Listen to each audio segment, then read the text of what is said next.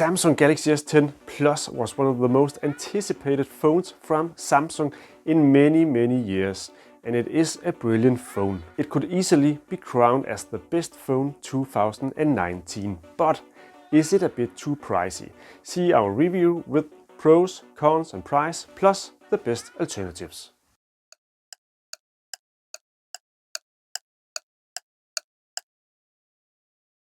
Samsung Galaxy S10 Plus, a huge phone in many ways. Big screen, great camera, powerful battery, fast navigation speed and a huge price tag.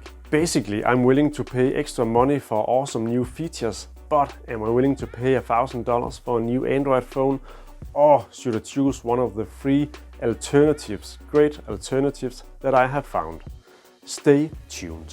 So what do you get for the money? First of all, the best screen on any phone today. Yes, you just want to dive into this beautiful screen and swim around in the amazing colors and experience the great sharpness on anything shown on this phone. 6.4-inch screen, dynamic AMOLED with 2K resolution. The screen is simply fabulous. Videos and pictures looks amazing and the gaming experience is excellent on the screen. And combined with great Dolby Atmos and AKG sound, this is a great gaming machine. It's also a nicely built phone with glass and aluminium, and it comes in some pretty nice and pretty sensational colors like Prism White, Prism Black, Prism Blue, Flamingo Pink and the nice looking ceramic black and white. After the Note 7 battery gate, Samsung was a bit reluctant to up the ante on battery life, but they finally crossed the 4000 mAh line with S10 Plus. The battery on the phone is with 4100 mAh. Awesome! With normal use, most people should get up to 2 days of usage before charging. However, it's a bit disappointing that the quick charger is only with 15 watt. Even much cheaper phones have more powerful chargers. Rumors have it, though, that Samsung is on its way with a 25 watt charger to the S10 Plus. Anyways, today it takes around 1.5 hours to charge the phone from 0 to 100%. A great feature when talking about battery, it got reverse charging so it can charge other products with wireless charging on the go. That is actually a pretty neat function. I've been a big fan of the camera in Samsung's latest high-end phones. The colors and sharpness are great and the ultra-wide function is an awesome feature. And the S10 Plus takes great pictures in the dark. It's no surprise that the S10 Plus has the best camera so far in a Samsung branded phone and is at the same time one of the top 3 best camera phones at all. A nice feature is shot suggestions that gives you advice to how to take the best picture. If you're looking for a great selfie phone, then the S10 Plus is actually the best. It takes some amazing selfies, both pictures and videos, with the dual camera on the front. The video camera got tracking autofocus, which keep the camera focused on the selected subject even when it moves. Also when it moves out of the viewer and back again. For some extra amusement and effect, the camera can record videos in super slow motion with 960 frames per second. Not a unique function for a phone, but it works pretty nice on S10 Plus. Finally, the antenna quality. It's not as good as on the previous Galaxy S9 models, but it's still much better than on the newest iPhones and somewhat better than on the new competitor Huawei P30 Pro. Let's compare SAR values. If you're in doubt, the lower value, the better.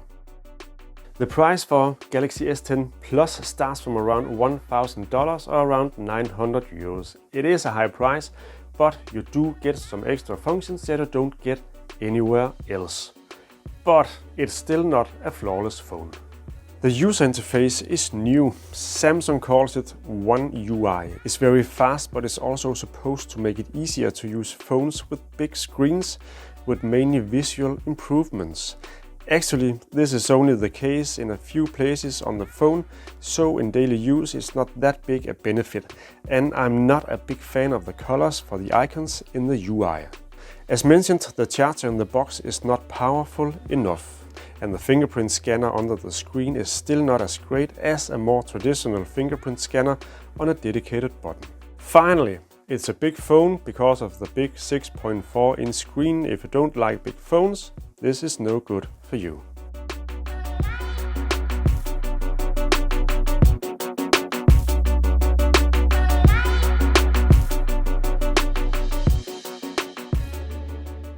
As great as this phone is, the price is high. If you believe it's too high, I would not disagree, because there are some great and cheaper alternatives on the market.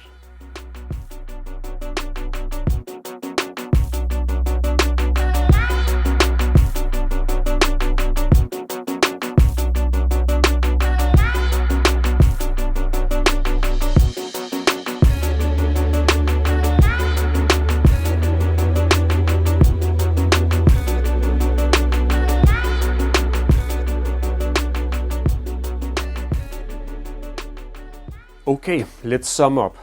Great screen, great camera, fast navigation speed, long battery life, and a great antenna quality. A great phone in short. But is it worth the price? Well, not really. But on the other hand, if you decide to buy this phone, I know you're gonna love it, and I guess that makes it worth buying.